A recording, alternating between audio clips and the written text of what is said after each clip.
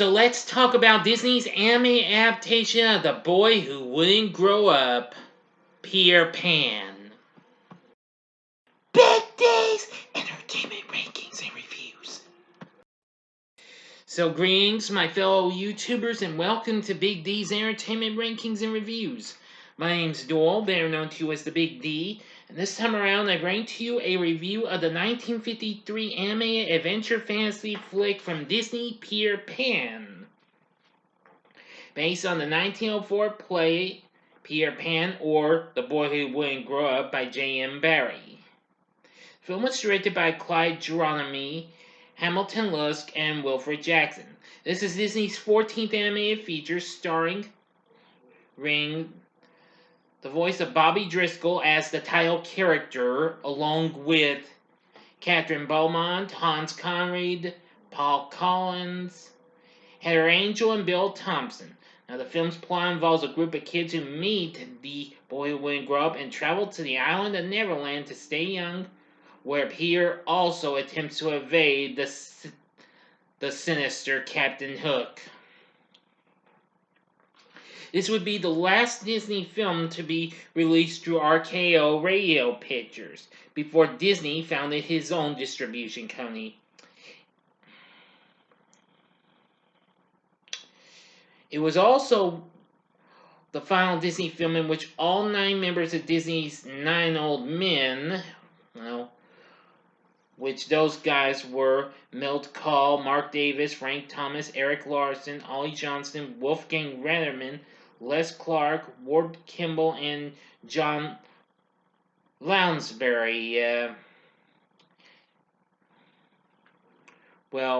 worked together as director animators, now although some would still continue on. So let's get into the story. In London, England, around 1900, circa 1900, George and Mary Darling's preparations to attend a party are disrupted by the antics of their boys, John and Michael, who are acting out a story about Peter Pan. Wendy, their elder sister, tells them stories of Peter Pan every night. George, who is fed up with the stories, declares that Wendy has gotten too old to continue staying in the nursery with the boys. That night, Wendy and the boys are visited in the nursery by Peter Pan himself, who teaches them to fly with the unwilling help of his pixie friend Tinkerbell. He takes them with him to the island of Neverland. A ship of pirates is anchored off Neverland, led by Captain Hook and his first mate, Mr. Smee. Hook desires to take revenge upon Peter for cutting off his hand, but fears the crocodile who consumed it, knowing it is eager to eat the rest of him.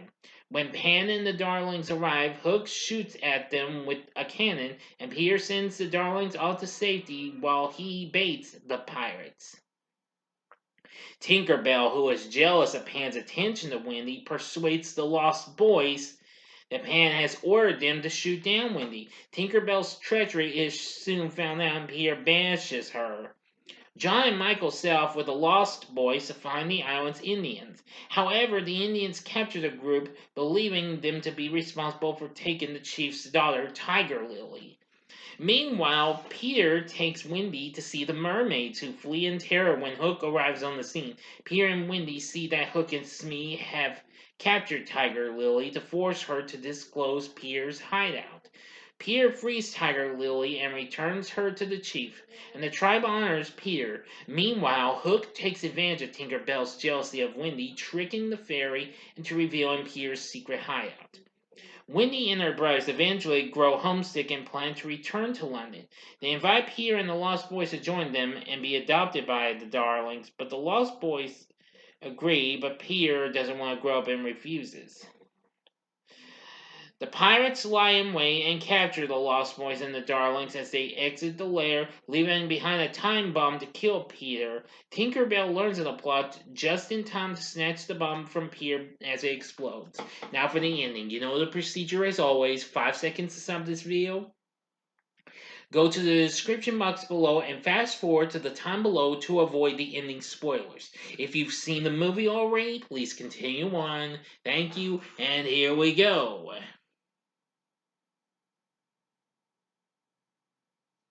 Okay, you've been warned. Peter rescues Tinkerbell from the rubble, and together they confront the pirates, releasing the children before they can walk the plank. Peter engages Hook in combat as the children fight off the crew. Peter defeats Hook, who falls into the water and swims away over the horizon, pursued by the crocodile.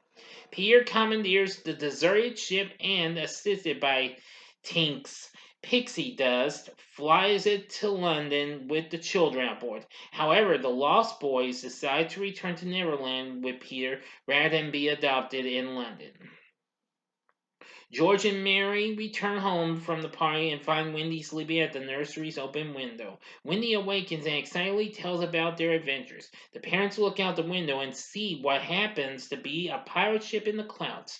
George, who has softened his position about Wendy staying in the nursery, recognizes the ship from his own childhood. End of story. So what did I think of Peter Pan? Well, I'm going to say it's another great masterpiece from Disney. It was just so good. I remember watching this a long time ago, and I have revisited a few times on Disney Plus. I do like, let's see, the score by Oliver Wallace and the songs that were written by Frank Churchill, and well, Charles Walcott wrote additional songs. Let's see here. However, but that was during the early 40s and what have you. But however, when the film resumed production in 1944, Elliot Daniel composed songs for the film, but this version of Peter Pan was shelved so the studio could complete Cinderella. But in 1950, it was reported that Sammy Cahn and Sammy Fain were composing songs for Peter Pan, and the incidental music score for the movie is composed by Oliver Wallace. Now, of course, the songs are pretty big, including The Second Star to the Right. Well, it was a melody for this. It was originally written for Alice in Wonderland as part of a song to be entitled Beyond the Laughing Sky. Anyway, see, and the song What Made the Red Man Red, it became controversial because of its racist stereotypes of Native Americans. Now, if you've watched the film on Disney Plus, they do give you a disclaimer and what have you about the stereotypes and stuff, since they've done that. And Never Smile at a Crocodile, but it was cut here, but it was excluded from the soundtrack, however. But was included on a release on CD in '97. And of course, there's the ever popular You Can Fly, which I do remember hearing that.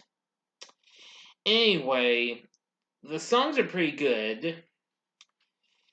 But anyway, overall, the film went on to make $87 million in the US and Canada after it had been re-released several times.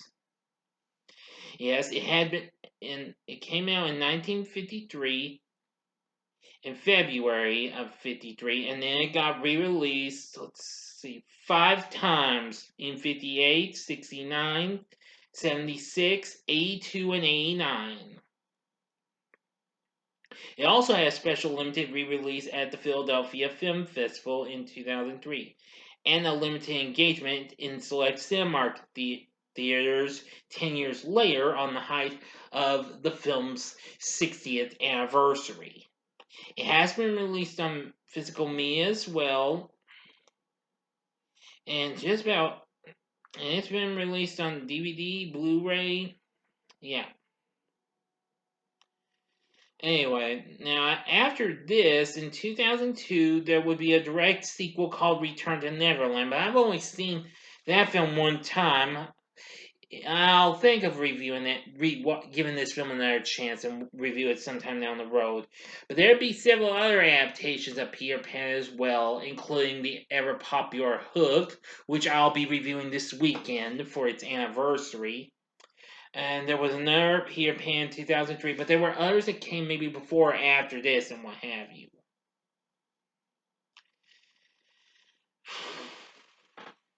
Trust me, the list goes on and on. After that, but also after that there would also be a series of direct-to-video, well, actually DVD, because video cassettes was now extinct at the time this started in 2008. Disney Toon Studios began producing films focusing on Tinkerbell. So anyway, I thought Peter Pan was pretty good. Aside from Bobby Driscoll doing the Towel character and what have you. Now, of course, we all know Tink doesn't talk and what have you, but I think she does in the direct-to-DVD movies. I gotta watch more of those. Catherine Beaumont voices Wendy, does an absolute good job. Paul Collins voices John. Tommy Lusk does Michael. They're very good characters. And there's Harry Angel as Mary. Hans Conried voices Captain Hook. And Bill Thompson voices Mr. Smee. Yeah. Really something. Let's see. Tom Conway is the narrator. Oh boy. And then there's the Lost Boys. Forgot to give you their names. And it dresses various animals. There's Slightly, dressed in the fox costume. Cubby, dressed in the bear costume. Nibs, dressed in a rabbit costume. Toodles, dressed in a skunk costume. Doesn't speak though. And the twins, who are in raccoon costumes. Really something. Really, really something indeed. So anyway, yeah, voice acting's not too bad. Oh yeah, and Hans Conried voices George Darling as well. Sorry, I got a little too far ahead of myself. So anyway, voice acting's not too bad, but anyway, when it first got released, well, some of it kind of was a little mixed, but still mostly came to good in my view. But of course, it did get controversial in recent decades for the stereotypes and what have you. But anyway,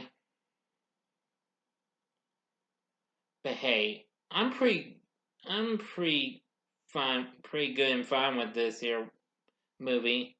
And it's just really cool. I like the way the characters look. Peter Pan, Tinkerbell, Captain Hook. Yeah, absolutely really good. With a good set of music in my view, great score and stuff like that. The story isn't too bad here. But anyway, in the end, would I recommend Peter Pan from Disney? I'd say sure, go ahead. Give it a watch. It's worth a try. So anyway, let me know what your thoughts are on Peter Pan in the comment section below. If you like this video, click the like button below, subscribe to my channel, and be a part of the Big D Nation. And join me next time when I bring to you a review of the original West Side Story. Yes, I'm actually going to watch that before I see Steven Spielberg's new version, which opens today. So anyway, that'll do it, and thanks for watching. And if you like this, you may want to consider watching my reviews for these other Disney classics. In the upper left-hand corner is my review of Snow White and the Seven Dwarfs.